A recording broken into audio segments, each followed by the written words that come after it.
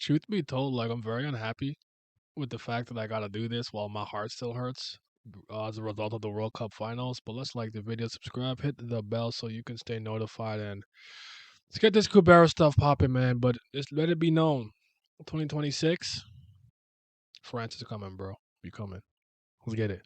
In human society, betrothal means a promise to marry, but for the gods, a betrothal is treated like a marriage in itself. Immediately after the betrothal, the partner is considered a spouse. Okay. Why is this ceremony called betrothal? Curious, I asked, and his answer was as follows. The word betrothal does not refer to the union of two peoples in marriage, but to their souls. The betrothal of the gods is a ceremony that binds the souls together. Okay. One last god, Kubera, story and art by Kurigam. Side story number 14. We're on whistling, part 2. 忍びじゃなくてジャマイカボーイ不動で育った making noise 四六時中かかってこい It don't matter though Young nigga from Canada Brought from that bullshit and go like a matador 行けたら行くわ毎日俺のゴールへ書き出す The bonded souls become each other's halves and are guaranteed immortality so long as either remains. He was every wind in the universe, and since this was a jurisdiction that could not be perished due to the destruction of the universe, my soul became half of that wind and was guaranteed immortality until the end of the universe. To be precise, it's for as long as the betrothal is maintained. A betrothal only lasts forever if you both love each other the most. So if either of you love a soul other than your betrothal partner, in that instance, your betrothal is done for. A one-sided cancellation without any agreement is possible. Kind of funny because I guess it doesn't work in the same way like some court stuff would work and like in our real life, but that's interesting to think about. But I guess in some ways that could just be like, all right, I had enough of you, Tim. No fault divorce. Charlotte, why? Um, yeah, so that will never happen. I wonder.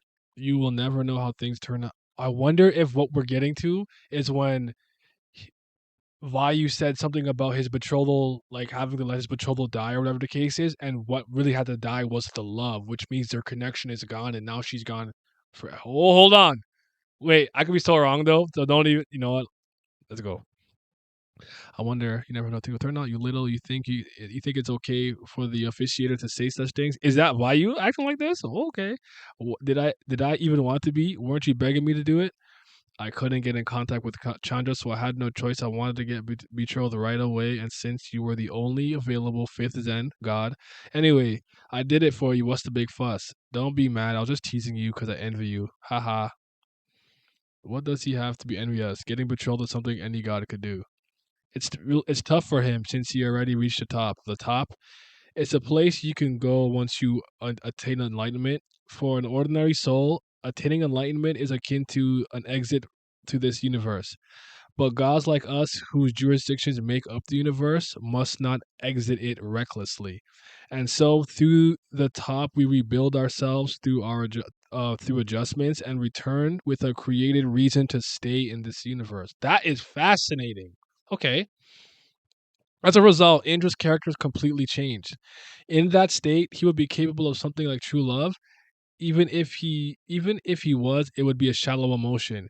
Like how he cuts himself off at the top, he can cut it out as needed. He's only capable of shallow love like that. Why you have you ever to the top? I refrained from it because I was afraid of becoming like Indra. So I didn't let myself become enlightened until you accepted my proposal. I put off all the high profile ascetic training and and gave you all of my attention, all for this day. If I reach enlightenment, after being betrothed, even when I'm at the top, I'll probably have to choose as a reason to stay in this universe. Then I will come back down, and I'll be able to keep my feelings for you. You say probably. You're not sure. It's basically a certainty. A partner who's already possesses half of my soul. What could be more important than that? So you don't need to worry. Even after I reach enlightenment, our betrothal won't change. Okay, if you say it will be so, it will be true. Oh. To be honest, I just want to ask him if you could not become enlightened. However, to ask him, someone who made up his universe and who would be the win for a long time, to remain a fourth Zen god for my sake alone wasn't something I could say out loud. So he's a fourth Zen here. So is that her whistling? Whistling, yes. Is that her eyes though? Oh, your whistling is unchangingly clear. There, that's all. Are you finished recording? Of course, that is the sound of the wind of this universe. I fell in love. It's one of my few talents. Anyways, it's funny that you would come here to record a new whistling sound when you were the one to tell me to devote myself to aesthetic training. Do you know that from my point of view, it just makes it seem like all the aesthetic training is in vain? It's especially distracting when you come to me when I'm all alone at night like this. All right, about the clothes, I lent them to some other guy for what he was kind of. As for what kind of guy he he was he was. Oh, she's seen the I'm sorry scratched out. And I'm like Maruna. Oh my god, such a kind boy. Um, he was quite a promising Rakshasa of the Garuda clan. Please help him if you meet him. He was looking for someone here. There is also a picture. What is it? I'll let you record however you want it. What's that expression? Was not the reason for the visit. Actually, the very important conversation I had has to be with with you is only beginning now. So, you want me to decide whether or not to uphold the betrothal? The plan to annihilate humanity has already progressed to a point where I alone cannot do anything to stop it. If you so wish, I can uphold the betrothal to keep your soul alone from being destroyed. But in that case, you will begin a lonely cycle of reincarnations among a new era. Each life will be harder than the one you led now. There will be no kin who understands you, and over hundreds of millions and even billions of years, you will have to keep enduring in that state. Moreover, in the body of the new humans, the brain will have priority over the soul. Unless something special happens, you won't even remember me. And if Yama doesn't help me, there will be no way for me to find you either. Our reunion will only depend on a vague attraction as the other halves of our souls. Can you live like that? It would be impossible. You won't last even 100 million years. You'll lose your sanity. What the? You're asking me even though you've already decided on the answer? If you're all knowing, then just go ahead and break up the betrothal. An agreement to break off the betrothal isn't even necessary, so why did you come find me? I don't suppose you came here to garner my agreement or even my support of annihilating humankind. I cannot break my betrothal to you. What? Because that would be a breach of responsibility towards my betrothed. Responsibility. When Vayu reached enlightenment, this was the number one virtue he picked from the top.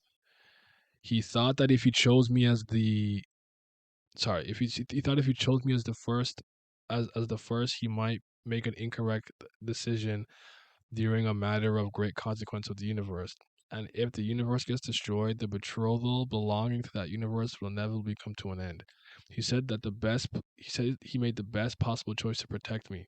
But even with that responsibility, the protocol can be upheld. The results won't be any different. He tried to soothe me, who was in despair. Lies. In the end, there was indeed a difference. What the hell do you want from me? She's crying. You said it would be painful if we kept the betrothal, but you're saying you can't break it off because you don't want to abandon your responsibility towards your betrothed. In the end, the reason you came to find me is to tell me to break off my betrothal from my side. I'm not forcing you. I'm giving you a choice. If you want to live on, you don't have to break it off. I will respect your choice. What a lot of bullshit. What's with this? I should have stopped you back then. I should have spoken up back then and asked you to stay for my sake. I didn't need this kind of enlightenment. Even in the middle of this, the betrothal isn't breaking. Despite being treated like this, I still, haha, all right, let's do it like this. To be honest, it's so ridiculous how the betrothal is holding up in a situation like this, and I don't want to break it off. But as you can see, my heart does not follow my will, and I don't think I'll ever be able to cut you off. From now on, I'm going to tell my people about the plan to annihilate humanity.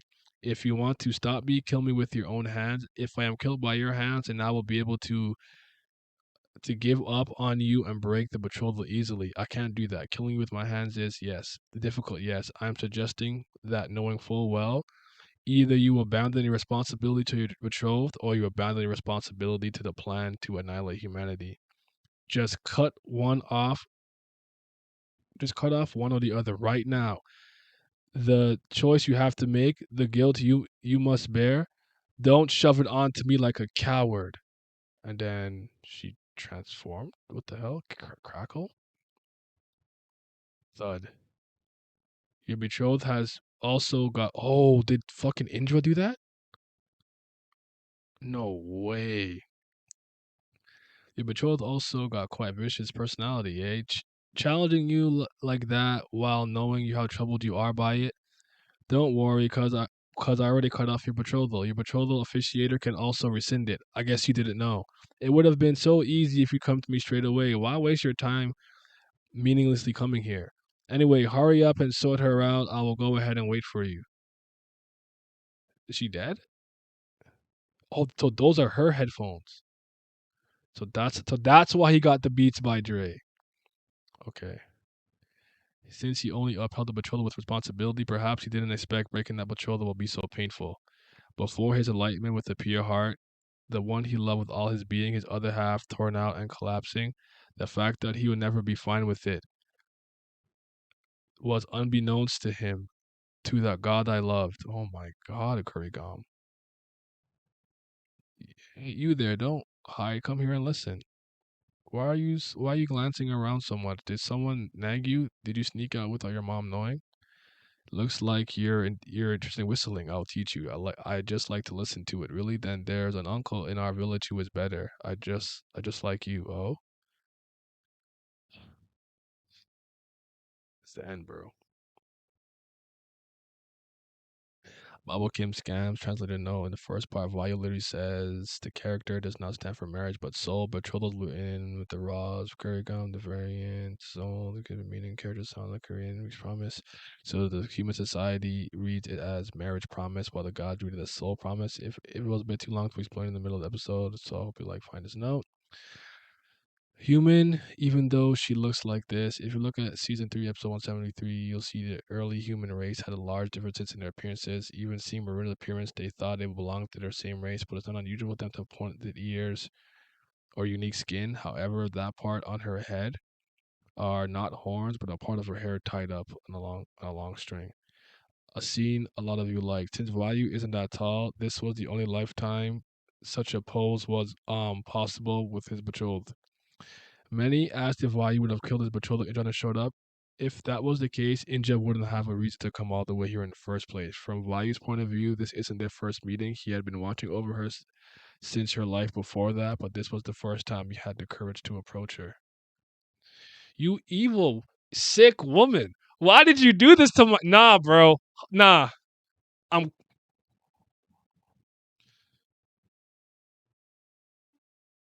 Patreon gang. Shout out to the Patreon gang. Yes, sir. Shout out to my certified BAM lovers. You know, I appreciate y'all deeply. Gotta give a big shout out to the Priest of Fire. That's the real CBL brother gang. You already know what it is, but especially gonna give a huge thank you to my tier threes, the fifth Zen Gods. Shout out to Zodiac, Sonny Katapali, Simi, Silo, Shoddy to your body, Scobe, Revenant, Lucky Roo, Lazy Dragon, Chris, Johnny Rogers, Jacob Holland, Irene Sharda, Fitz, Triss, and my boy Abdel. Your support is greatly appreciated. Thank you.